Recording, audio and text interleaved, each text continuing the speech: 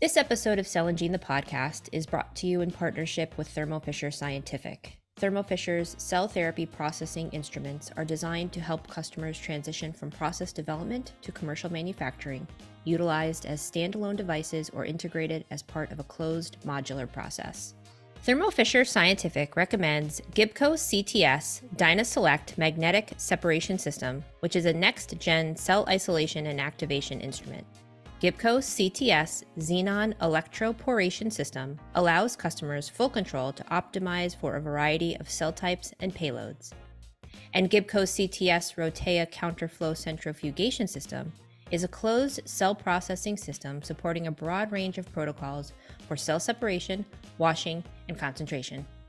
Customers can rely on and streamline their drug development process with Applied Biosystems QualTrack qPCR and dPCR quality control tools for robust and reliable genetic analysis across various phases of drug development, supported by relevant, compliant documentation.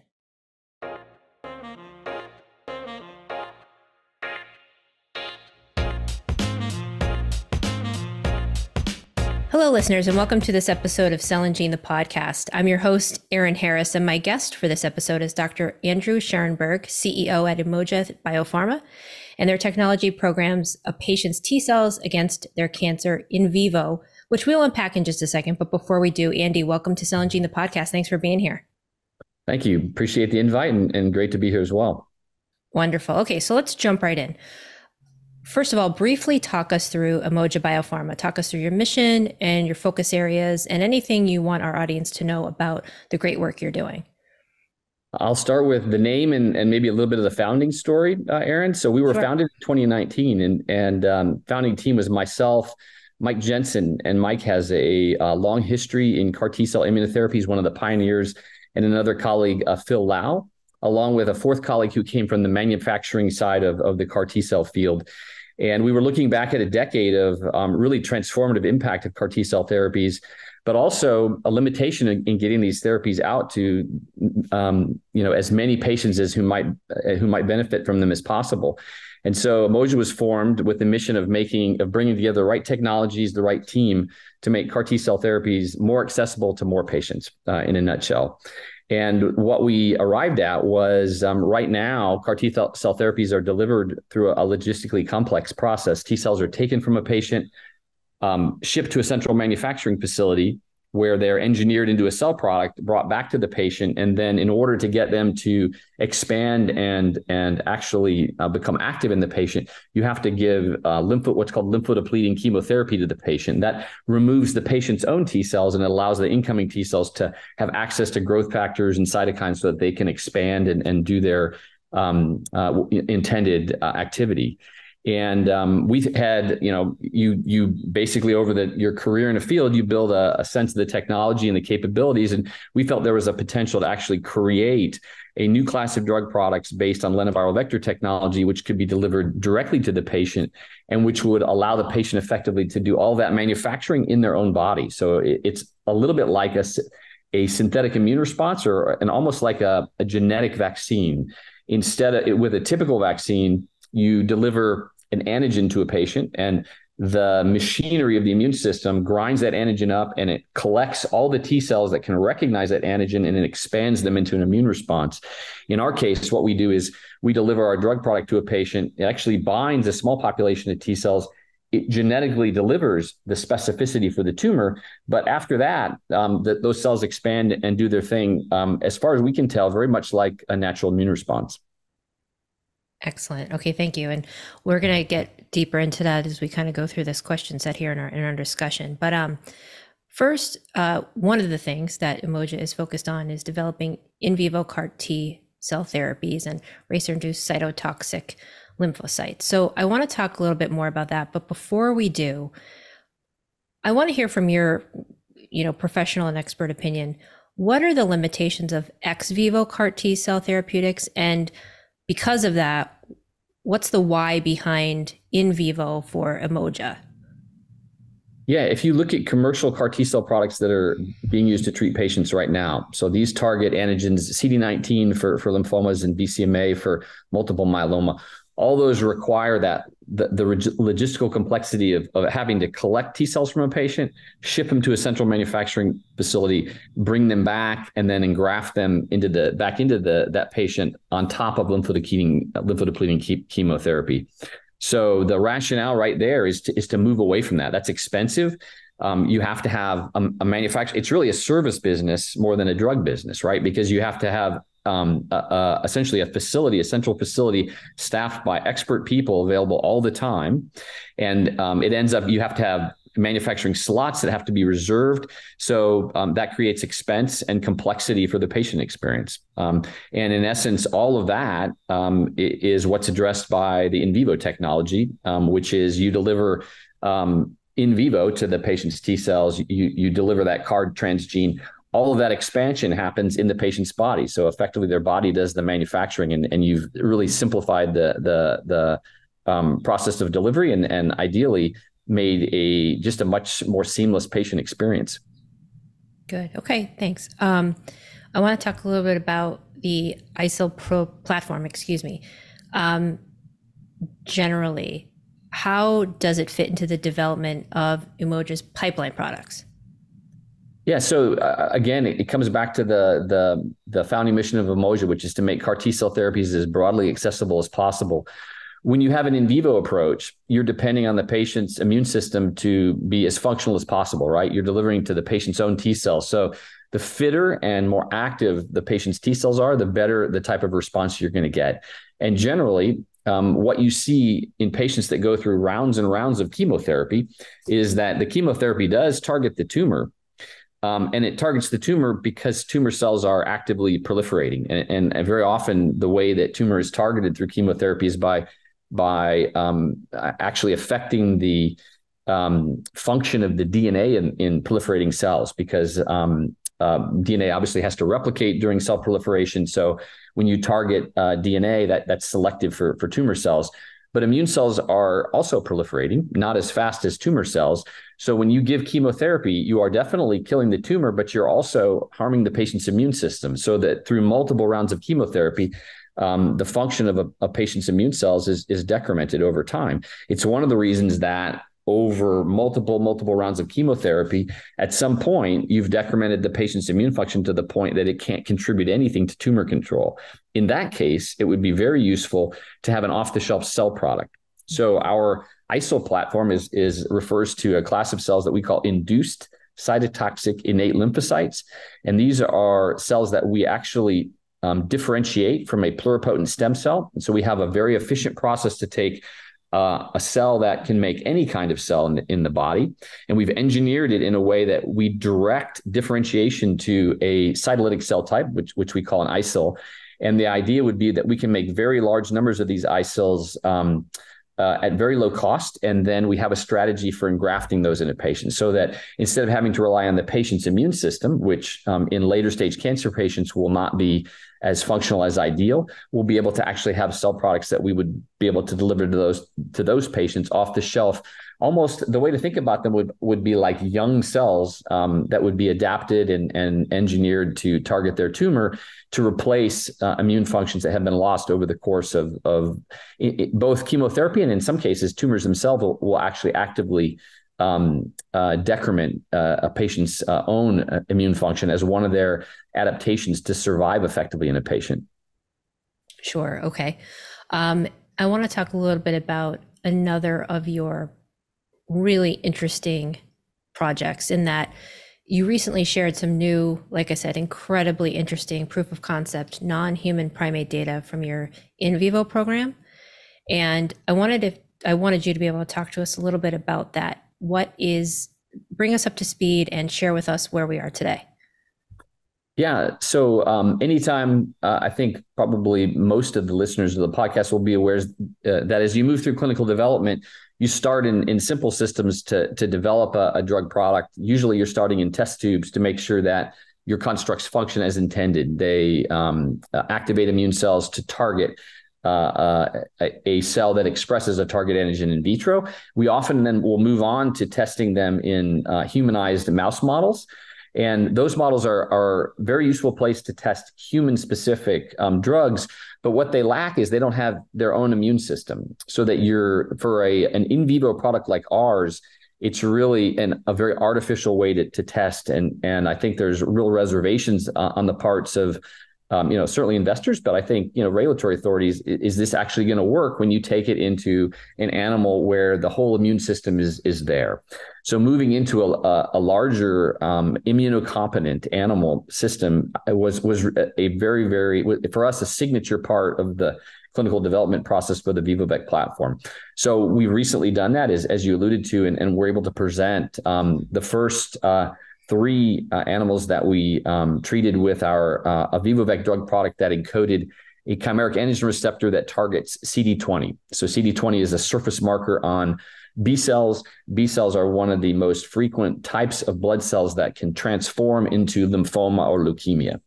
And so we treated 3 animals, and several aspects of the data I think are really notable. One is that for the animals that got the full human target dose, all 3 had very similar responses.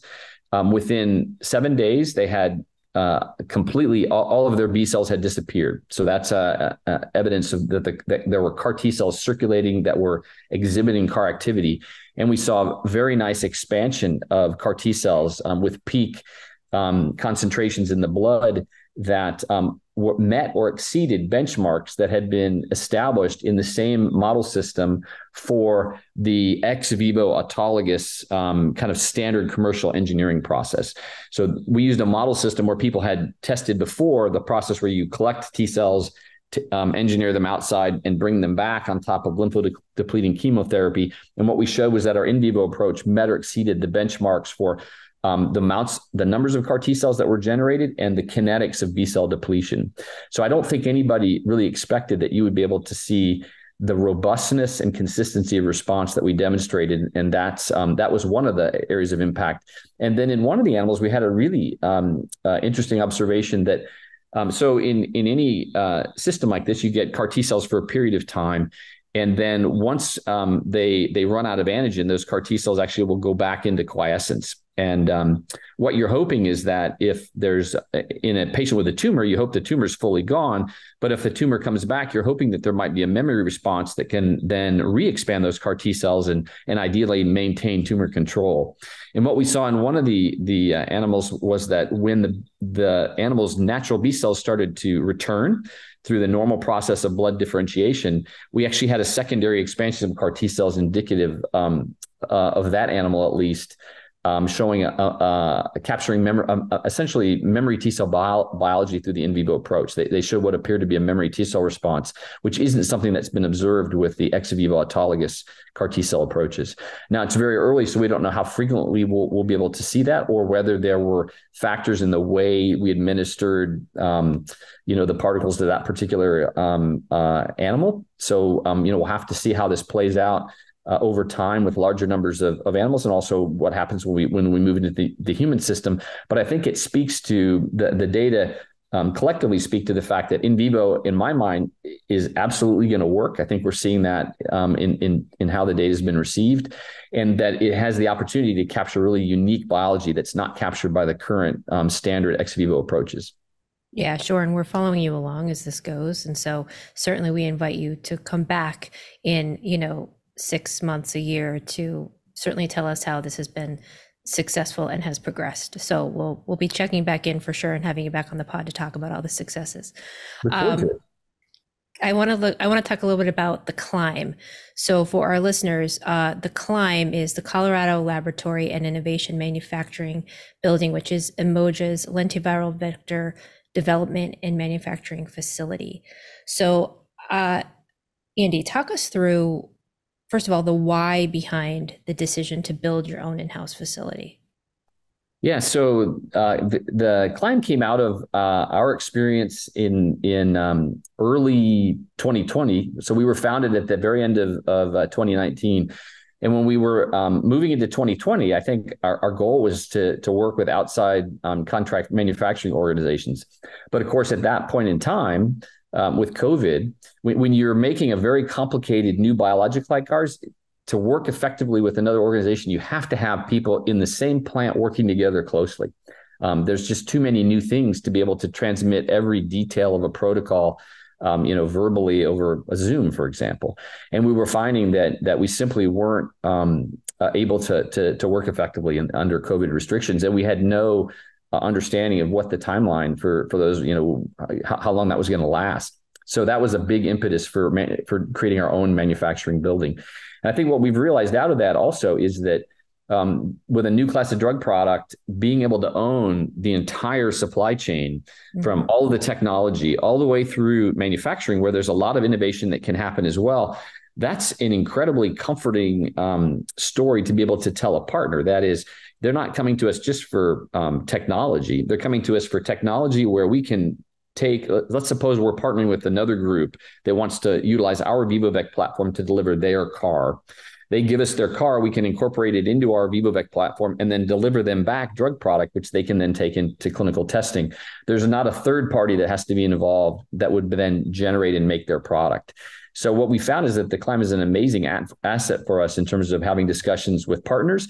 And it also provides us a lot of flexibility to rapidly iterate our technology as we go forward.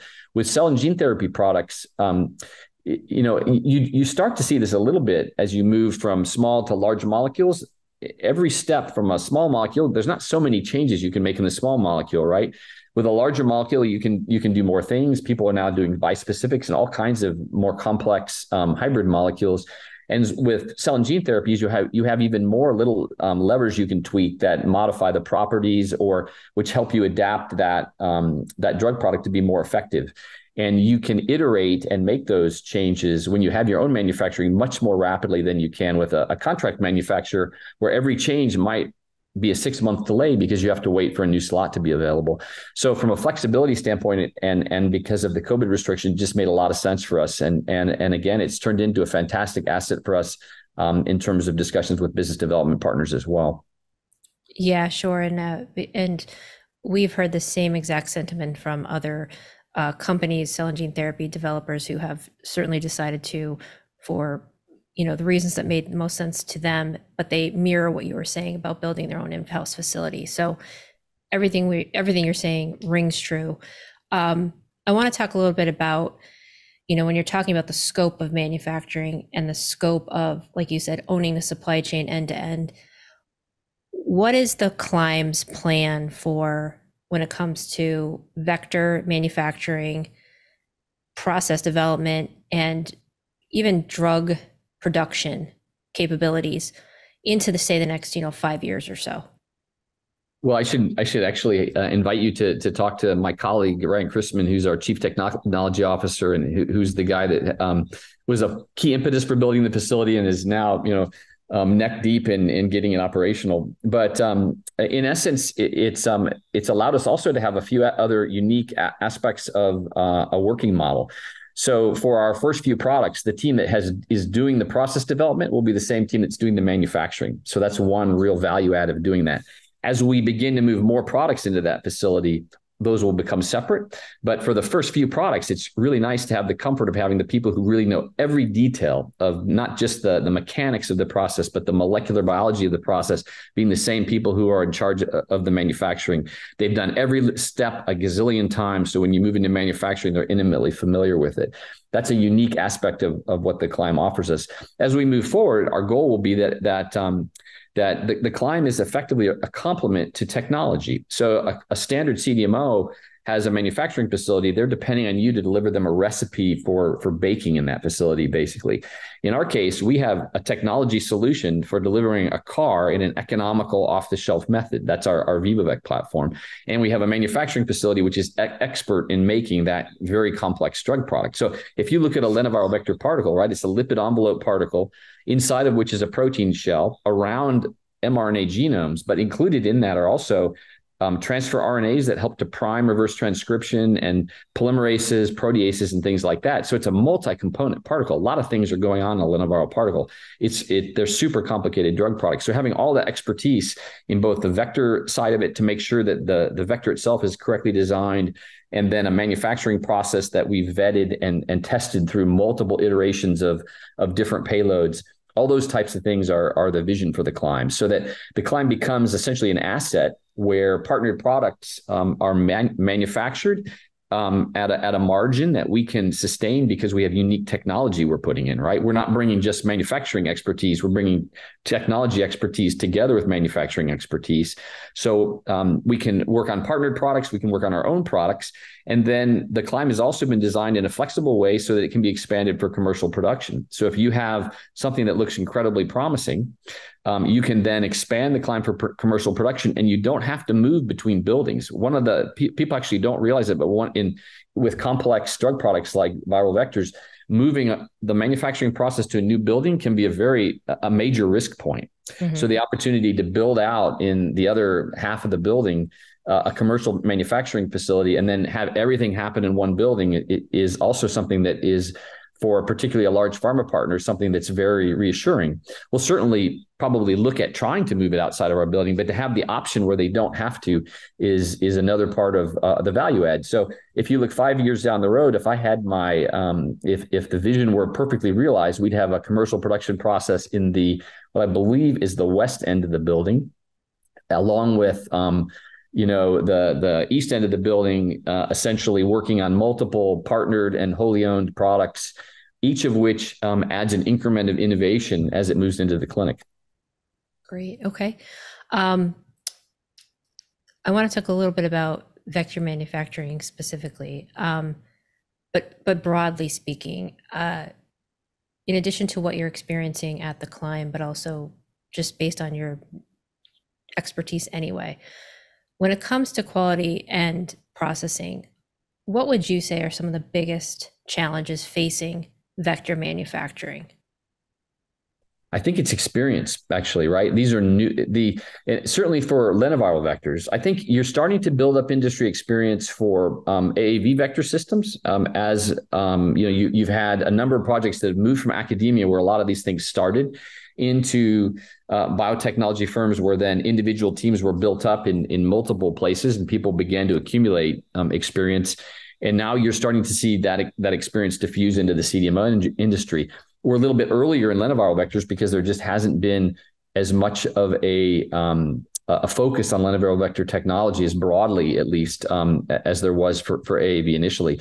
But I think the hardest thing is to have enough experience to know where the friction points are, so that when you're developing a process and you're having an issue with it, you know what to do in order to fix it. And that reflects experience with the upstream production processes, with the cells, how you deliver the plasmids or the type of producer cell line you use for generating particles, even moving on to the downstream purification processes.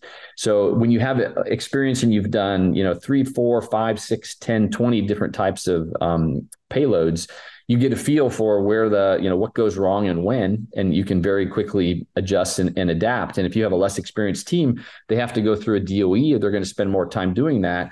And we all know that the more time you spend, the more money you're burning. And of course that then, creates challenges for any organization that's living on a limited amount of cash. Sure. Okay. Finally, I want to talk a little bit about, with never to wish time away, but before we know it, 2023 is going to be behind us, and we're going to be looking at 2024. So what does 2024 look like for Umoja Biopharma? Well, I think we see ourselves just in a great position, I would say. If we go back a year or 2 years, right, we had closed our Series B in the early part of 21, and we spent really the last 2 years executing on the plan behind that Series B, building the climb, advancing our platforms, and moving our in particular, a lead program through preclinical proof of concept in large animals. So that's put us in position to interact and have productive discussions with business development partners. So as I look into 24, I look forward to productive interactions with several partners. I look forward to us moving into the clinic ourselves and beginning to generate clinical data from certainly one, perhaps as many as 3 different programs through, at least into late 24, early 25. So it's really a signature year for us in terms of moving from a lot of development or earlier, discoveries / development work into the clinic and clinical development, as well as maturing as an organization. So with the Climb coming online, we're also actually consolidating our Seattle operations into one building.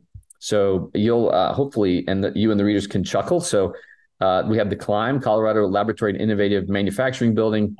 I'm hoping that we will call the Seattle building the Seattle Knowledge and Innovation Center. So we'll have the Climb building and the ski center, reflecting the outdoor ethos of our workforce and founding team. That's wonderful. I hope so. Yeah, and then there's a lot of other business process development that's going on as well. So we're when you move to GMP manufacturing, there's a number of informatics systems that you have to put in place. We have a fantastic informatics team that has put in place a really holistic way of collecting data and making sure that we can track all the different things that we're doing.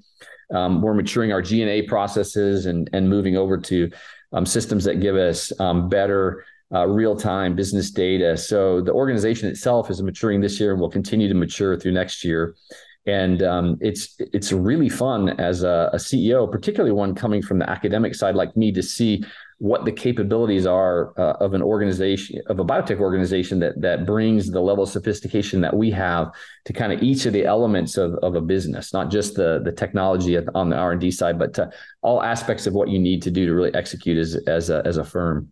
Oh, for sure. End to end, for sure. When it comes to Umoja, that's kind of the takeaway that I have learned from this discussion. So, and I look forward to having you and or your colleagues on next year to kind of talk through the progressions that we've made in that time. We're at the end of the episode, and at the end of the episode, I like to talk to my guests about who they are when they're not, in the process of making and manufacturing and commercializing life-saving therapies. So, my question for you is, what would you say is the best movie you've watched ever or recently, last few years? What would you say? Great question. So anybody who knows me will know that I love science and enjoy not just life sciences, but kind of all aspects of it.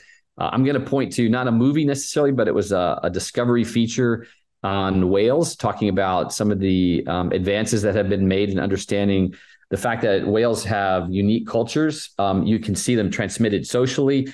The episode I saw focused on orcas and looked at how orcas off the coast, there are orca pods that sit off the coast of different countries that have different hunting cultures. And I thought, for me, that was really fascinating.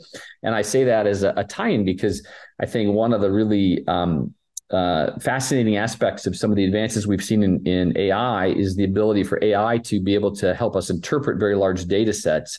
And as we've gained a better understanding of whale culture, we can start to correlate whale culture and behavior with the sounds they make. There's I think an increasing optimism in the community, and this was actually the subject of a recent New York Times article I mentioned earlier, about potentially using AI as a way to translate and allow interspecies communication. So for me, it was wonderful to see, I think, a recognition that whales really are unique sentient beings with actual culture, and to contemplate the potential for actually being able to communicate with them in the near future. So I'll highlight that as one of the most exciting things and entertaining as well, because you really appreciate what you see in these the analogies with your own life, interacting with your own kids, the play, the family culture, all those types of things when you see it live in whales as well, and in other species. Oh, for sure. It's absolutely fascinating. And I'm definitely going to recommend this to my children who absolutely love those kind of documentaries. And certainly you make a great point about the AI portion of this, and, the sort of the connections we can make. Sometimes AI doesn't always have a great reputation. It's not the most perfect science in the world, but it's absolutely, there's a ton of benefits, and this could certainly be one of them, to your point. So we're definitely going to check that out for sure. Great. Good. Enjoy it. I hope they enjoy it. You'll have to let me know if I come on again. And again, I'd encourage you. I think you'd really enjoy talking to our CTO, as I mentioned, and maybe even David Fontana, who's our head of business development on the partnering side. He's got some real interesting insights into the business aspects of how we're proceeding. Oh, absolutely. I mean, there's no question. And in some way, shape, or form, we will be talking to your colleagues, either on the pod, perhaps even on a Cell and Gene Live, which is, for our listeners don't already know, our live events are essentially webinars, educational webinars, and or in written content on Cell and Gene. So no shortage of ways to learn from you and your colleagues and what's going on in Umoja for sure. All right, listeners, that wraps up this episode of Cell and Gene, the podcast, featuring Umoja Biopharma's Dr. Andrew Scharenberg. Andy, thank you for your time. This was a great episode, and our listeners have gleaned a ton of great information from it, so thank you. Likewise, really enjoyed it. Thanks for having me on, and look forward to returning at some point in the future. Perfect. Thank you, too, for listening, listeners, and we will talk to you soon.